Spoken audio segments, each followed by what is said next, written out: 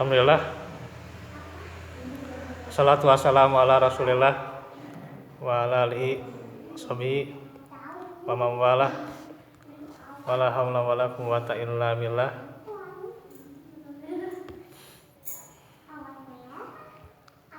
Asyhadu an la ilaha illallah wahdahu la syarikalah wa asyhadu anna Muhammadan abduhu wa rasuluh alladzi la nabiyya ba'dah. Alhamdulillah, ikhwatu fillah, di malam hari ini kita bisa bertemu kembali di dalam majelis ilmu yang seperti biasa kita akan melanjutkan dari tauhid yang membahas makna syahadat. Sini ada beberapa bagian ya tentang syahadat. Mudah-mudahan nanti bisa konsisten sampai ke selesai ya tentang syahadat.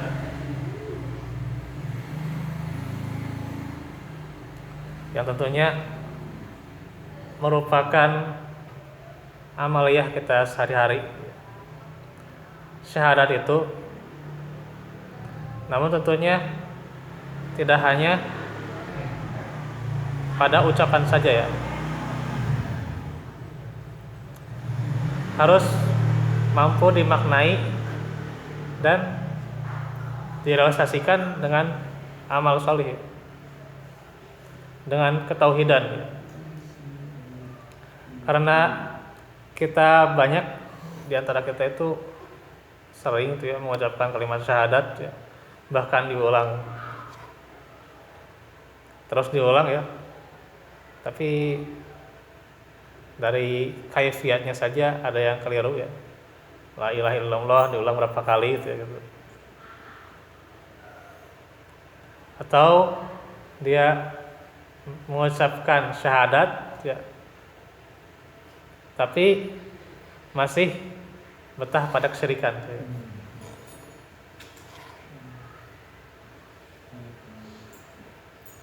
Jadi bagaimana pemahaman dari syahadat itu sendiri sangat kurang dipelajari ya. Dan juga kurang dipahami, apalagi jauh ke realisasinya. Dari sinilah kita mengkaji tentang makna syahadat. Yang pertama, apakah bersaksi itu artinya kita mesti melihat apa yang kita bersaksikan ya gitu. Misalnya bersaksi akan adanya Allah, mestikah kita lihat dulu bersaksi adanya Rasulullah ya, Muhammad sebagai Rasulnya, sebagai hambanya, apakah kita harus melihat dulu ya gitu. Nah, di dalam bahasa Arab ya dan dalam syariat, persaksian itu disebut syahadat. Kata itu diterjemahkan dalam bahasa Indonesia artinya bersaksi. Dan juga bisa jadi mewakili kata syahadat atau juga tidak. Untuk menentukannya kita tahu nih. Ini kita belajar sedikit bahasa Arab ya gitu. Dalam bahasa Arab dan syariat Islam, serta tahu makna bersaksi dan penggunaannya dalam Indonesia ya. Kalau menurut bahasa Arab dan syariat, syahadat artinya ikrar ya, sesuatu yang diketahui atau diilmui ya, dan diyakini dengan mantap lalu mengamalkan konsekuensinya. Itu dalam tafsir Al-Aziz Al-Hamid dan juga dalam I'anatul Mustafid, Tadzibul Lughah, dan juga Mu'jamul Maqayis. Kalau dalam kamus KBBI, bersaksi itu diantaranya bermakna menyatakan, mengakui dengan sesungguhnya. maknanya mendekati makna syahadat. Yang jelas bersaksi berbeda dengan menyaksikan. Nah ini kan bersaksi, seseorang bersaksi akan sesuatu ya, beda dengan menyaksikan. Kalau menyaksikan pasti melihat gitu. Seseorang dikatakan bersyahadat la ilaha illallah,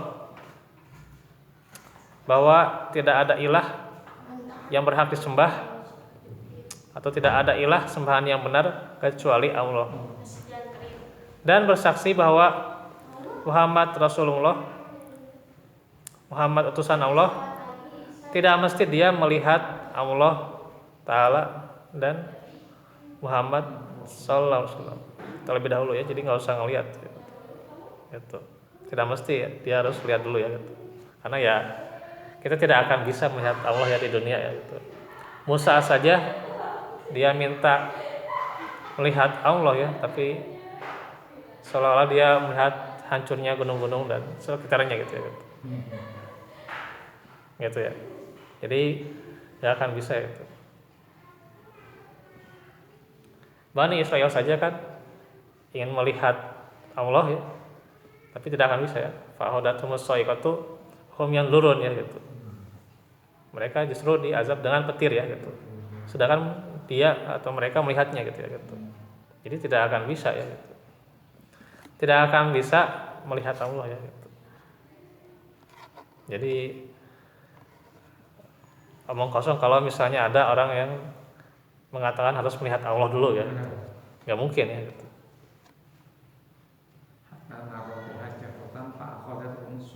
Iya. Iya.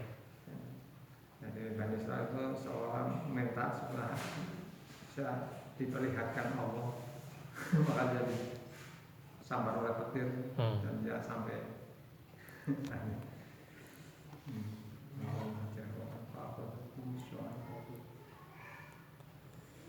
jadi tidak akan bisa ya melihat Allah ya. Di dunia nggak akan bisa. Nanti di akhirat ya, melihat Allah itu juga buat orang yang beriman ya. Gitu. Sebuah bonus di akhirat nanti.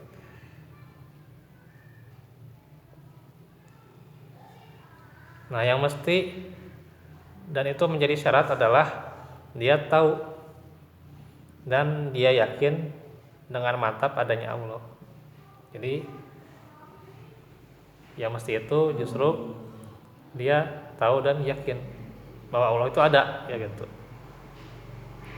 Dan dia sebagai satu-satunya ilah yang berhak diibadahi, serta meyakini dengan mantap bahwa Muhammad bin Abdillah bin Abdul Muthalib Al-Quraisy benar-benar adalah utusan hamba Allah. Allah mengamalkan konsekuensinya yaitu ittiba pada ajarannya gitu. Kalau dia hanya yakin tidak berittiba ya dia belum bisa merealisasikan ya.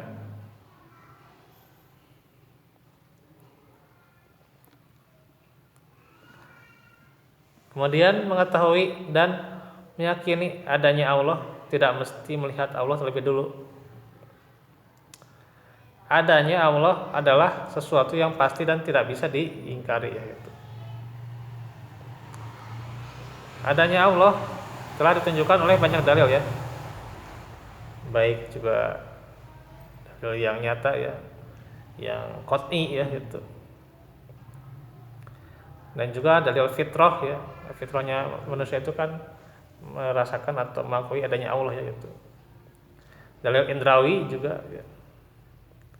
Dalil akal ya. Dan dalil syariat ya. Sebagaimana yang terangkan dalam beberapa kitab ya, termasuk Ushulul Iman ya. Ini diterangkan oleh para ulama.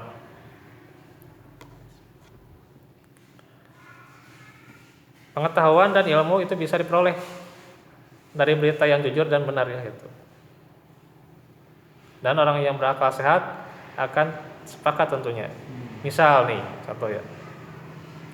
Ada satu orang yang kita tahu sangat jujur dan dia tidak pernah berbohong ya gitu. Dia mengabarkan kepada kita bahwa di suatu kota ada kejadian rumah terbakar. Ya. Nah, tentu kita akan percaya dan yakin. Apalagi yang mengabarkan ternyata ada dua orang ya, itu 3 orang dan seterusnya. Mereka semua memberitahukan sesuatu yang sama tanpa ada kesepakatan pemberitaan di antara mereka. Maka kita pasti menerima berita itu dan kita yakin kebenarannya ya itu. Karena memang dari orang yang jujur ya. Kalau kita tidak yakin, berarti kita yang nyeleneh gitu ya gitu, dan aneh gitu. Justru sikap inilah yang nyeleneh itu tidak masuk ke akal sehat gitu. Nah, tentunya Nabi Muhammad ya sallallahu, dia adalah orang yang tidak pernah berbohong dalam hidupnya gitu. Bahkan orang musyrik saja itu mengakui kejujuran beliau. Apalagi tentunya kaum muslimin. Beliau digelari Al-Amin ya. Amanahnya, kejujurannya luar biasa. Nggak kayak kita ya gitu. Jadi dikit-dikit bohong ya gitu. Ini Nabi Muhammad yang sangat jujur ya. Tidak pernah dusta. Dan beliau mengabarkan adanya Allah dan bahwa Allah telah mengutus beliau. Beliau seorang yang tidak berani berdusta atas nama manusia. Tidak mungkin berani berdusta juga atas nama Allah ya. Nah, berarti berita dari Nabi Muhammad itu pasti benar ya. Berdasarkan wahyu ya. Berdasarkan wahyu. Nabi itu berkata menurut nafsunya itu tidak Iya. mungkin ya. Iya, wa ma yantiqu anil hawa in huwa illa wahyu yuha. Karena jam 3 sampai 4 gitu. Makanya itu bisa dijadikan dalilnya itulah.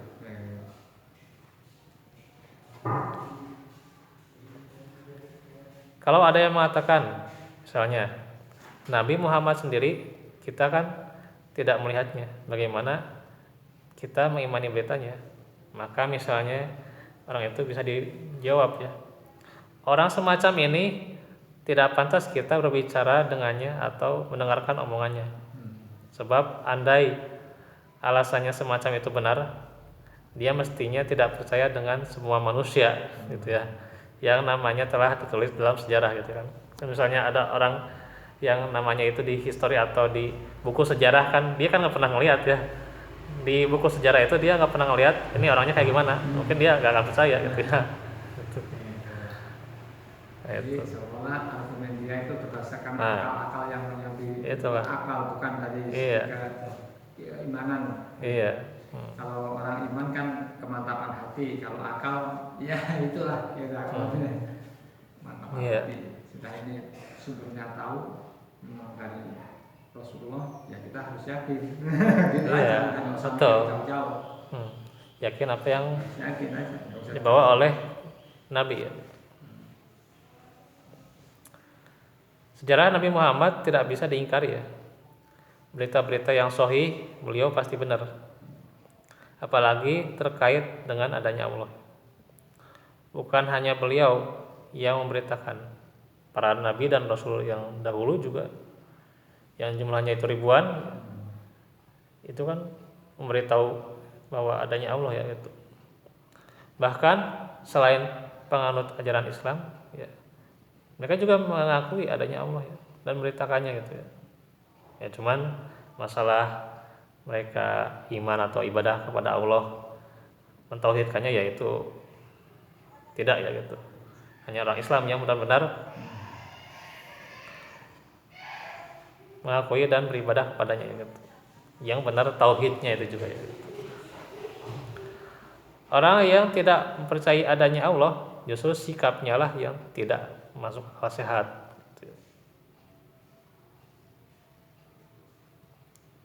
Nah, masuk juga tentang mukjizat. Mukjizat para nabi juga itu jadi bukti nyata akan adanya Allah. Sekaligus kebenaran kenabian dan kerasulan mereka. setiap nabi membawa mujizat-mujizat tersebut ya. Sampai Fir'aun pada akhirnya sebenarnya mengakui ya lisannya kebenaran Nabi Musa ya gitu. Terlambat Ya, tapi terlambat ya gitu. Karena itu. Illal ladzi amanat bihi Banu Israil kan dan seterusnya itu ya surat Yunus ya. Ini bukan surat Toha ya, tapi surat Yunus yang benar ya. Kalau yang surat Toha itu sebenarnya tukang sihir yang beriman ya. Tapi kalau yang surat Yunus itu Firaun ya, itu kadang-kadang sepahili gitu ya. Ya Firaun teh surat Toha, padahal enggak ya itu. Salah ya. Yang benar itu yang Firaun itu surat Yunus ya gitu. Yang tukang sihir itu baru Toha itu ya. Amantu birabi Musa wa Harun. Nah itu tukang sihir itu ya gitu. Yang sampai kamu disalib itu ya tukang sihirnya. Iya. Disalib mau di. Nah itu. Jadi Firaun itu mengakui tapi nggak diterima ya gitu.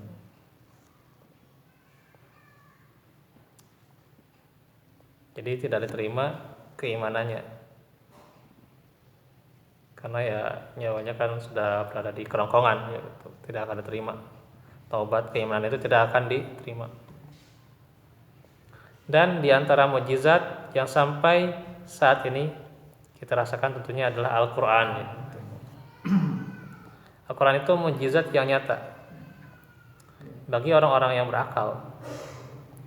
Kebenaran berita-berita Al-Qur'an itu, kebaikan hukum-hukumnya, kesempurnaan bahasanya, dari bahasanya saja itu luar biasa ya. Kalau kita benar-benar pelajari bahasa Arab tuh ya, begitu indahnya gitu ya gitu. Begitu selarasnya Al-Qur'an, luar biasa ya. Karena itu ditunjukkan dalam surah Al-Kahfi kan, walam yaj'al lahu iwaja qayyima gitu, dan seterusnya gitu ya gitu. Jadi tidak ada kebengkokannya gitu. Bagaimana lurus keserasian Al-Qur'an itu ya luar biasa. Jadi orang yang memang dia ingin selaras hidupnya, ingin serasi hidupnya, kuncinya di Al-Qur'an gitu. Ya, kalau dia hidupnya ingin serasi, selaras, ingin rapih gitu ya hidupnya, kuncinya Al-Qur'an gitu. Nah sekarang bagaimana kalau dia ingin selaras hidupnya, ingin dia lapang hidupnya, tapi dia tidak belajar Al-Qur'an? Nah ini Nggak akan mungkin. ya nggak mungkin ya gitu. Soalnya Al-Quran sudah jelas itu Iya. menjawab tantangan sampai akhir zaman itu sudah pasti itu akan kebenarannya itu tidak akan sanggup menjawab tantangan sampai akhir zaman. Dan para pakar bahasa pun mesti mengakui bahwa ini ucapan bukan ucapan manusia, tapi itu adalah ucapan Rabb manusia ya, kalam Allah ya gitu. yakni Allah Subhanahu wa taala. Di antaranya juga orang yang diijabah doanya, itu juga menjadi bukti adanya Allah ya gitu. Jadi kita tidak semerta-merta orang itu diijabah doanya, ya, dikabulkan usahanya ya, itu dimudahkan pilihannya, justru itu pasti karena adanya kekuasaan Allah ya gitu. Tidak mungkin langsung begitu saja ya kan gitu. Justru adanya kekuasaan Allah itu ya. Ini tentunya bagaimana doa para nabi dan rasul ya, yang langsung Allah kabulkan tuh ya. Doa Nabi Muhammad, doa Nabi Nuh dan lain-lainnya gitu. Banyak sekali contohnya ya gitu. Di surat Al-Anbiya itu ya, itu banyak sekali ya gitu. Disebutkan fastajabna lahu gitu. Itu disebutkan beberapa nabi itu ya yang berdoa kemudian Allah ijabah.